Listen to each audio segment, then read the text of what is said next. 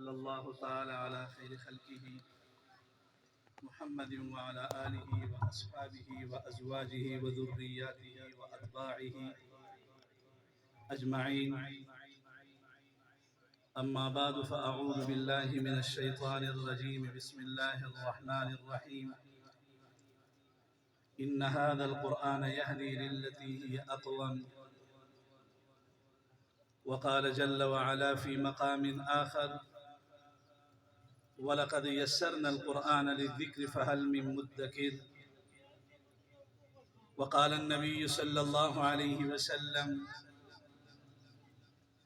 المؤمن الذي ليس في جوفه شيء من القرآن كالبيت الخرب. وقال النبي صلى الله عليه وسلم: اقرأوا القرآن فإنه شفيع لأصحابه، أو كما قال عليه الصلاة والسلام: إن الله وملائكته يصلون على النبي يا أيها الذين آمنوا صلوا عليه وسلموا تسليما. اللهم صل على سيدنا ومولانا محمد وعلى آل سيدنا ومولانا محمد وبارك وسلم. قابل صد احترام انتہائی واجب الاحترام اساتذہ کرام جناب حضرت مولانا محمد اقبال صاحب دامت برکاتہم العالیہ اور جناب حضرت مولانا محمد عالم صاحب دامت برکاتہم العالیہ، استاذ محترم جناب قاری محمد عمر عرف فقیر صاحب دامت برکاتہم العالیہ، جناب قاری مطیع اللہ صاحب دامت برکاتہم، اسٹیج میں موجود علماء کرام و پنڈال سے موجود دے ماکری او دے علاقے عزت مند و مسلمانان و رونو، اللہ رب العزت لو عظیم کرم و احسان دا چنن تاسو مردال تپ دے میدان سے دے قرآن پہ عنوان سر منعقد کرل سری و اجتماع پاگے چے تاسو مرشد شرکت سعادت حاصل سے اللہ رب العزت دا پخبل دربار سے قبول و منظور کی، اور اللہ رب العزت دا اجتماع دے تاسو مرد گناہوں دے پارا یو بہترین ذریعہ و کفارہ و گرزوی دا ٹولو نمخشے دے حافظانو دے اساتذہ جناب قاری محمد عمر استاد محترم عرف فقیر صاحب اور جناب قاری محمد ناصر صاحب تا مبارکباد پیش کروں، اور دین بعد دے بچے والدین چی دو اخبل بچی دا اللہ رب العزت دے کلام بخبری سینے چے محفوظ کولو دا پارا دو فارغ کرل، اور دے پہ بارے چی دو فکرونا کول اور محنتونا نن اغا دے دو فکرونا اور محنتونا اغا نتیجہ چی دا اللہ رب العزت یو عظیم کلام یہ بخبر سینو چے محفوظ کرل دے مادوستانو عزیزانو دا دا صرف دے قرآن یو اعزاز او اعجاز دا چے معصوم بچائے پخپلے سینے چے محفوظ کا ولائی سی، نوجوان پخپلے سینے چے محفوظ کا ولائی سی، او مشر پخپلے سینے چے محفوظ کا ولائی سی۔ اللہ رب العزت دا قرآن پاک دا امت دا پر آسان کڑائی دا وَلَقَدْ يَسَّرْنَا الْقُرْآنَ لِلذِّكْرِ فَهَلْ مِن مُدَّكِرٍ مرب تحقیق دا قرآن پاک آسان کڑائی دا ستپ تاسو چی دا سے چوک دے قرآن پاک حفظو کی یادے کی یاد دے قرآن پاک نے نصیحت حاصل کی دے مجھے وفاق المدارس یہ بورڈ دے مدارسو دا غیر جن سیکچی اور ناظم عمومی جناب قاری حنیف جالندری صاحب دامت برکاتہم العالیہ تاسو بینام مروید علیہ یور یہ بیان کولے ما پخپل دا بیان دا دنا واروید ویزیو کے انگلینڈ لندن برطانیہ تلانا او التپ یو جماعت چھے دا قرآن پاک تو عنوان سر یو پروگرام او میں دا قرآن پاک دی حفظ فضائل بیان کر او میں ارتویل چھے دا اللہ تعالیٰ آسان کڑائے دا ہر عمر انسان دا قرآن پاک پخپل سینے چھے محفوظ کا ولائی سی ہو چھے ہمت وہ یو مشر بوڑا سڑائے اولار سے او ما تیویل چھے مولانا سے ابتدا بیان وکا زنن دا دے خبر دا عہد کم چھے دا قرآن پاک پز پخپل سینے چھے محفوظ کا ہوں وہ اگا بیان و سو دے مشر اگا اعلان ہو خبر سر تیر اسلا اتفاقا چو کالو بعد بیاز ایک جماعت تلانا اور پا اغا جماعت سے دا قرآن پاک کو عنوان سر بیاد ہے بلے اجتماع انعقاد بیا ما دے قرآن پاک کو موضوع آنے بیان ہوتا یو مشر اللہ سلامات ایویلا مولانا صاحب آپ نے مجھے پہچان لیا تازو پہ زندنا وما اور میں نے تو آپ کو نہیں پہچانا وہ آج سے چند سال پہلے اسی مسجد میں آ کر کے آپ نے قرآن پاک کے موضوع پر یہاں پہ تقریر کی تھی یہاں پر آپ نے خطاب فرمایا تھا اور اس میں آپ نے اس بات کی ہمیں ترغیب دی تھی کہ قرآن پاک کو سینے کے اندر محفوظ کرنے کے لیے عمر کی کوئی شرط نہیں ہے چھوٹے بچہ بھی سینے کے اندر محفوظ کر سکتا ہے نوجوان بھی محفوظ کر سکتا ہے بوڑھا بھی محفوظ کر سکتا ہے عورت بھی محفوظ کر سکتی ہیں مرد بھی محفوظ کر سکتا ہے اس دن میں نے آپ کے سامنے کھڑے ہو کر اس بات کا عہد کیا تھا کہ آج کے بعد قرآن پاک کو سینے کے اندر محفوظ کروں گا قرآن پاک کو میں حفظ کر لوں گا اس وقت چند سال پہلے آپ کے سامنے کھڑے ہو کر میں غیر حافظ ہو کر کے آپ کے سامنے میں نے اعلان کیا تھا اور اپنے عزم کا اظہار کیا تھا آج آپ کے سامنے قرآن پاک کو سینے کے اندر محفوظ کر کے حافظ قرآن بن کے آپ کے سامنے میں کھڑا ہوں چوکارا مخچ تعویل ودا قرآن پاک آسان دا میں عہدوں کو تامخش میں دخبر عزم اظہار وکڑائے قرآن پاک حفظ میں شروع کڑائے محنت میں وکڑائے قرآن پاک میں حفظ کڑائے پا اگر ٹیم من تامخ تزولان اس دا قرآن پاک حافظ نو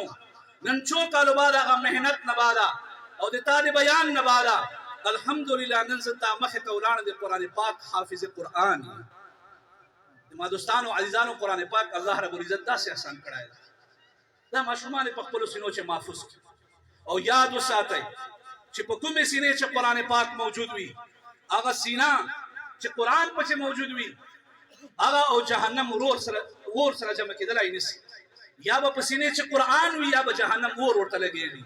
چے یو وری پدے سینے چے قرآن پاک محفوظ لائے نو پدے مالی جہنم وور حرام سی او یاد و ساتھ ہے دا حفظ صرف دا بچیخ پر ذات دا پارا نوی بلکہ دا دا والدینو دا پارا اساتذہو دا پارا اور رشتہ دارانو دا پارا یو بہترینہ دے گناہو دا پارا کفارہ اور درجات عالیہ دا پارا بہترینہ و ذریعوی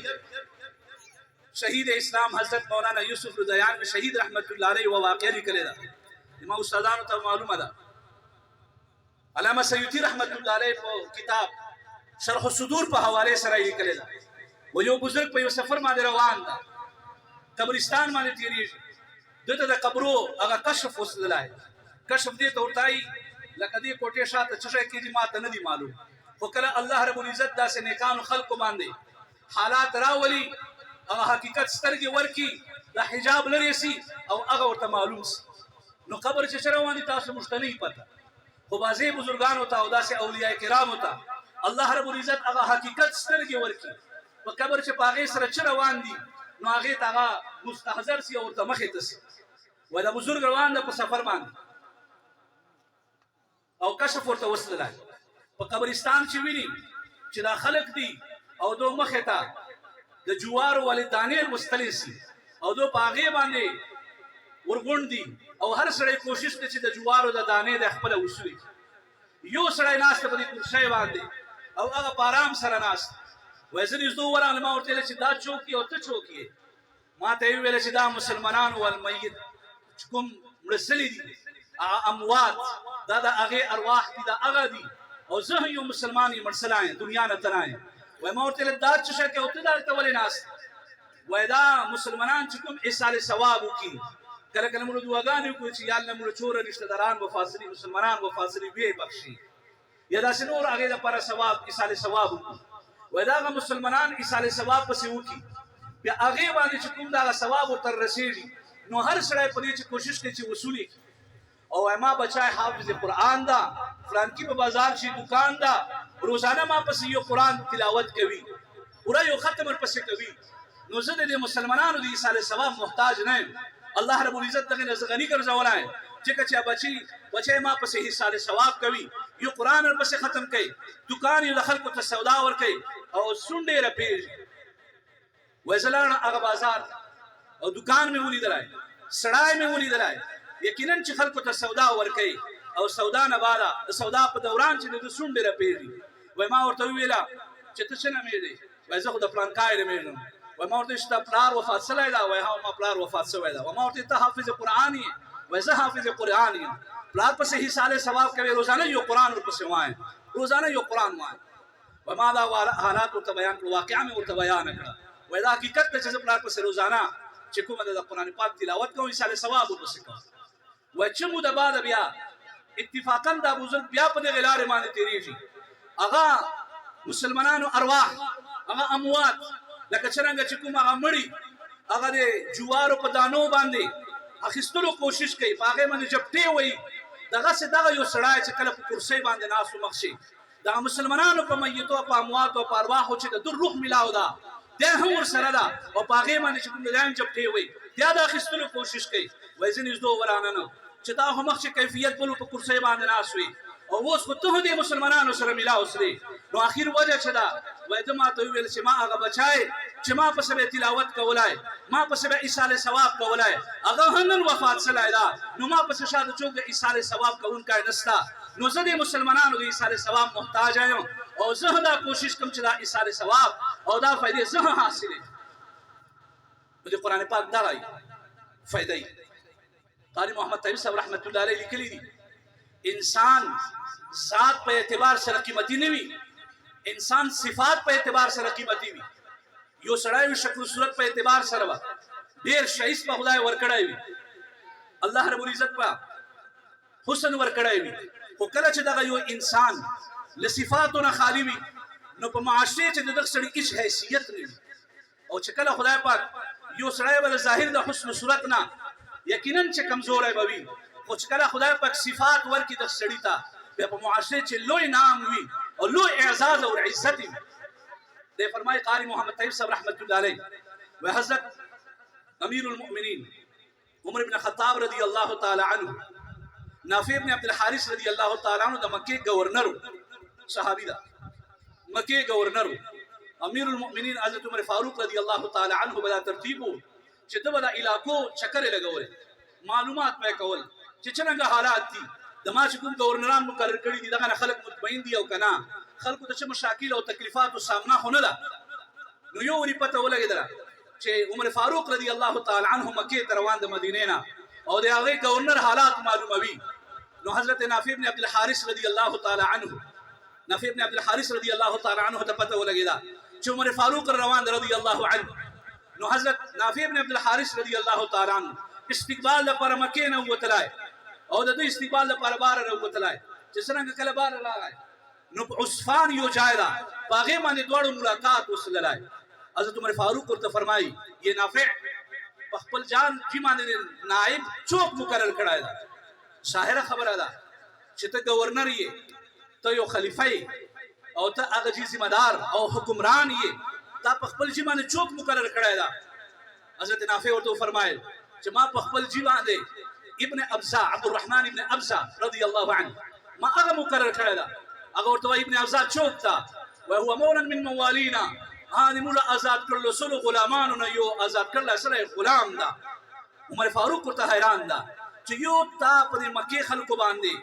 یو آزاد کړل سره غلام هغه باندې تا یو څنګه د حکمران جوړ کړلای خپل څنګه د جان نائب جوړ کړلای څنګه د گورنر جوړ کړلای او بیا د خلکو قبول څنګه کړلای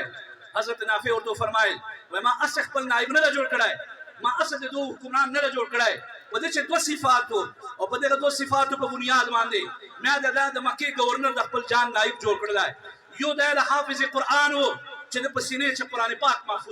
محفوظ وو او بل د میراث مسائل علم وو نو دې له وجه نه ما دا چې کوم د خپل جان نائب جوړ کړلای عمر فاروق ورته فرمایل صدق رسول الله صلی الله علیه وسلم ان الله يرفع بهذا الكتاب اقواما ويضع به اخرين پیغمبر علیه الصلاۃ والسلام رښتیا فرمایلی دي چې د قرآن په ذریعه سره بعضی خلکو ته دوره ترقی ورکړي چې اسمان ستورو ته ورسي او بعضی خلکو ته خدای پاک دوره ذلت او رسوایی او الله تعالی دور لاندې بونجي چې تحت الصراط ورسېږي ابن ابزا چې یو آزاد کړل سره غلام هغه د جدي پښتۍ آزاد خلکو هغه دغه مستحق نه وګرځیدل چې هغه دغه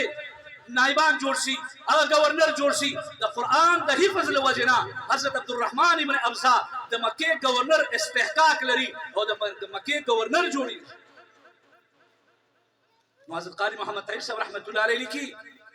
چې انسان ذات په اعتبار سره قیمتي نه وي. ظاهره خبره ده انسان ته الله رب العزت یو مقام ورکړی د نور مخلوقاتو باندې، خو په خپله باندې چې همیشه د پر هر انسان قیمتي وي چې کوم د صفاتو مالک وي. چا چې څه صفات وي هغه په یوه بله واقع لیکي. حضرت عطا ابن ابي رباح رحمت الله علیه لوی محدث ده، لوی عالم، لوی مفتی ده، استادانو ته پته ده. حضرت عطا ابن ابي رباح رحمت الله علیه یو وری حج په سفر باندې لاړل. حج ته چې کله لاړل نو هلته د وخت گورنر، وخت حکمران مروان ابن حکم هغه ته د مسلو چې ضرورت پیښ تللی، د حج متعلق چې مسایل ورته معلوم کول ضرورت ورته پیښ تللی. پوښتنه یې وکړه چې داسې چې لوی عالم راغلی ده چې هغه ماته د څه مسایلو جواب راکړي. چا ورته وویل افرانکۍ په خیمې چې یو عطا ابن ابي رباح رحمت الله علیه یو عالم ده هغه راغلی ده او هغه چې کومه ده هغه به تا ته د مسایلو جواب درکړي. نو دی لاړلی هغه خیمې ته، هغه خیمه او ټینټ ته لاړل او هلته چې کومه ده لاړل نو عطا ابن ابي رباح رحمت الله علیه په لمانځه چې مصروف ده، په عباداتو چې مصروف ده. چې کله د لمانځه نه فارغ سللی شاته ده سره مروان ابن حکم په خپله باندې موجود ده او ده سره دوه بچي هم موجود دي. نو ده ډېر داسې په استغنا سره او ډېر داسې بېنیازي سره عطا ابن ابي رباح رحمت الله علیه ورته وکتل، شالوري ورته وکتل، ورته ویله څوک، ورته ویله څه مسله ده. د تعارف ورکړلی چې زه د وخت گورنر، وخت حکمران، وخت بادشاه یم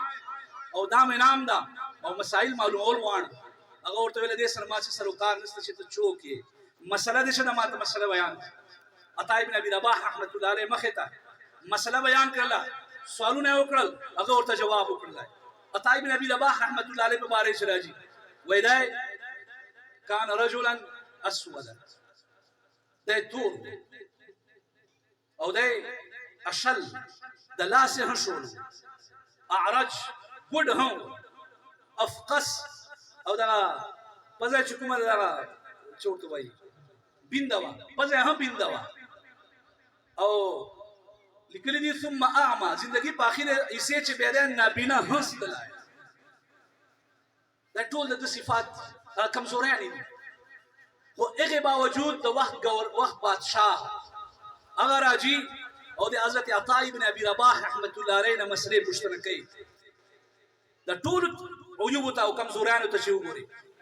یقینا یو سړی به دا نه ووایي چې د دغه سړي ته توجه وکړي او له ده نه مسایل پوښتنه کړي یا ده ته د لوی اعزاز ورکړي.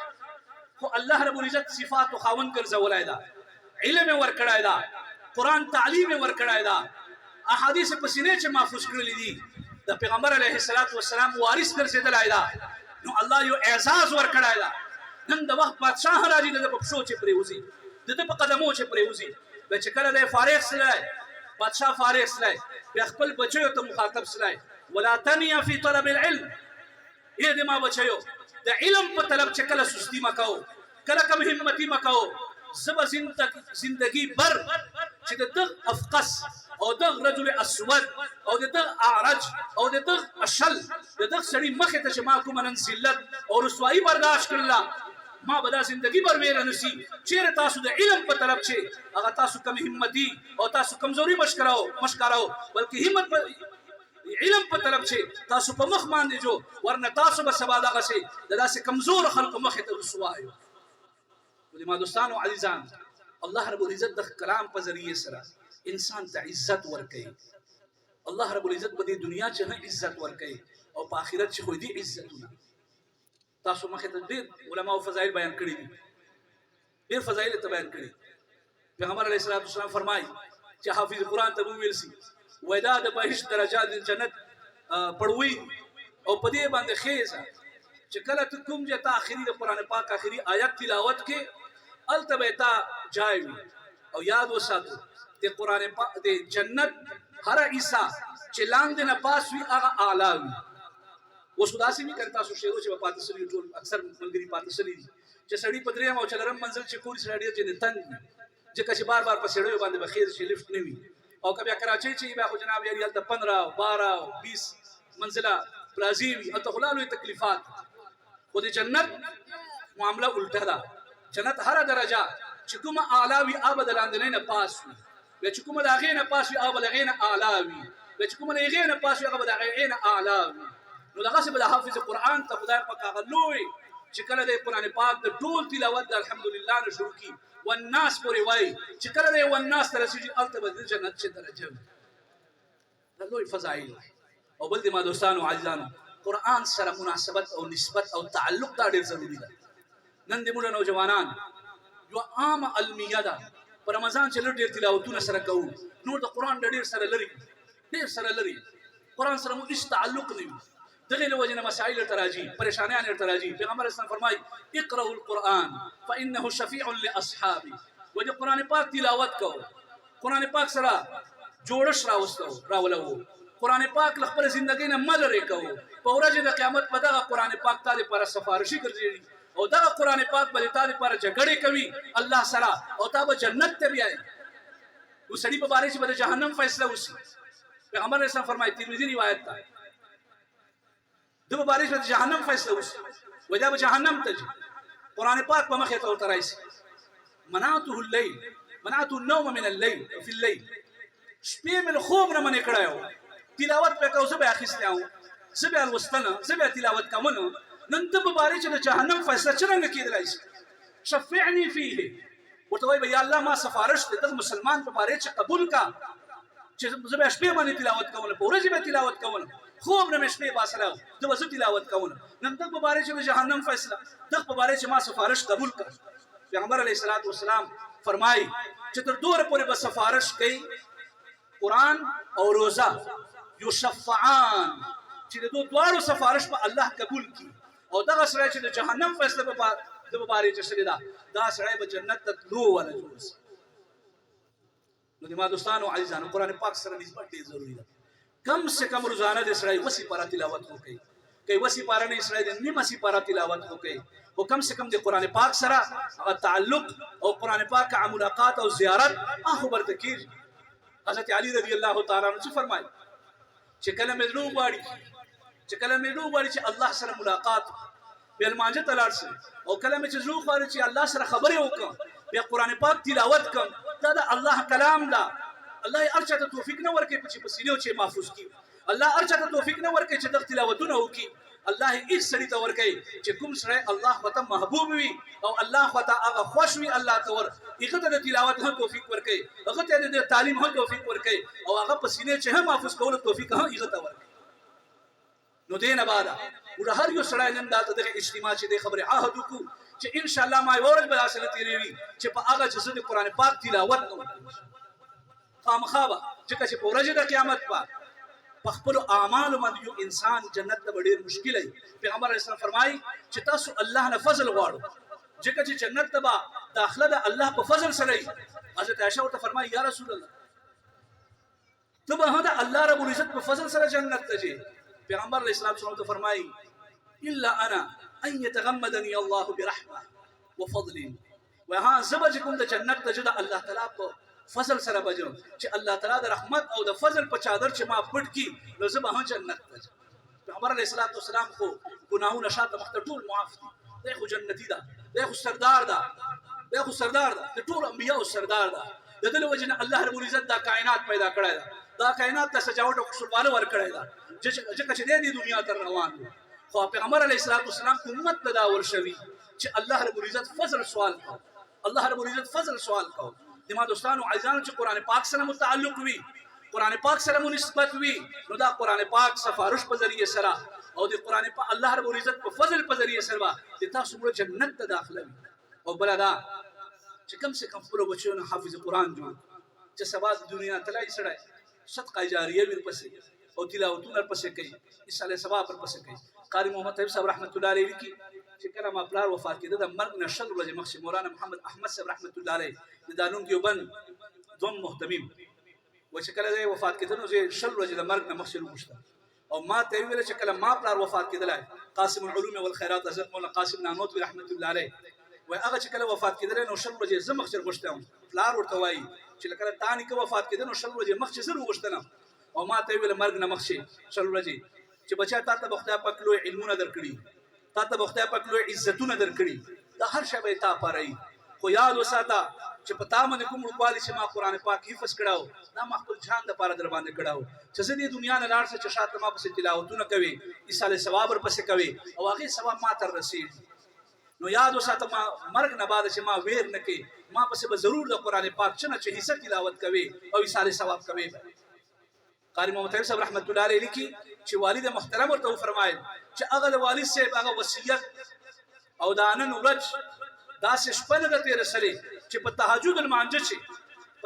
المانجه چې دوه سپاره ما خپل پلار د پاره تلاوت ایصال ثواب نه وي به ما ته ویلا چې زه د دنیا نه روان یم خو یاد وساته چې ته ما ویر نه کې ما پسې به ضرور ایصال ثواب کوي ما پسې به ضرور تلاوتونه کوي هر پسې بخښي به قاری طیب صاحب رحمت الله علیه کی وینن دا ورځ او د ما پلار دغه وصیت ورځ داسې شپه نه تیر سره چې ما تهجد چې ته پسې وسی په تلاوت کړای نو دا طالبان حقیقت خبره ده چې کله سړی دعا غواړي دا الله ذات دې قسمی چې کله سړی دعا غواړي سړی ته جان نشرم ولي چې جان د پاره غواړي والدینو د پاره نه غواړي زه په جمعې مانځي چې یو عید مانځي چې یو کچیر ته وي چې کله دعا د خپل جان د پاره وانه دا الله رب العزت لوی فضل ده چې جان نشرم راځي چې سړی والدین په خپل دعاګانو چې یاد نه نو دغه بچیو ته چې تاسو مدرسو ته لږو علمونه ور مواقع ورته فراهم کوو قرآن مجید حفظونه کوي دغه بچی به تاسو د پاره دعاګانې نو موږ جمعه چې یو کس راځي هر مانځي چې یو کس راځي و چیرته مې ورور بیمار ده په هسپتال چې داخل هغه د پاره دعا وکړه چوک راځي و پلان مې وفات سره ده نن کال پوره هغه د پاره دعا وکړه او دغه طالبان ملاګان الحمدلله د چا ویلو بغیر د خپل والدین په خپل دعاګانو چې خپل رشتہ داران یادوي نو الله رب العزت دې وکي چې تاسو موږ دا بچی قرآن مجانی حفظان کړی دي الله تعالی دې دغه حفظ برقرار ورغه مستقل وساتي یاد وساتئ قرآن پاک پیغمبر علیه الصلاۃ والسلام فرمایي د انسان زندگی نه دور زر وزي لکه یو اوښ در بل کړای وي او په اوښ باندې څنګه د رسۍ پرې کې او زر جان جن یو باسي یو سړی د لپاره ماحول فراهم نوي ماحول چې نوي نو قرآن پاک لاغه اوښ لکه څنګه لاغه رسۍ نه ول در بل نظر وزي دا غینه زیات زر د قرآن پاک د حافظ قرآن د سینې نه وزي ضروري پر دای چې ماحول وي ورته همیشه لپاره که ماحول نه وي نو دا قرآن پاک به نه تم کیږي نو والدینو نه یو درخواست ده چې څنګه خدای پاک د لوی اعزاز درکړي چې خدای په بچی درته حافظان کړ په کور چې لوی برکات دي نو دغه چې کوم د نور خیال وساتو چې دا بچي قرآن پاک په دې سينو چې دغه محفوظ او برقرار وساتو سي او دغه چې کوم د تلاوتونه وي او دغه دا ماحول وي الله رب العزت تاسو مستعمل کول توفیق نصیب کړي واخر دعوانا ان الحمد لله رب العالمين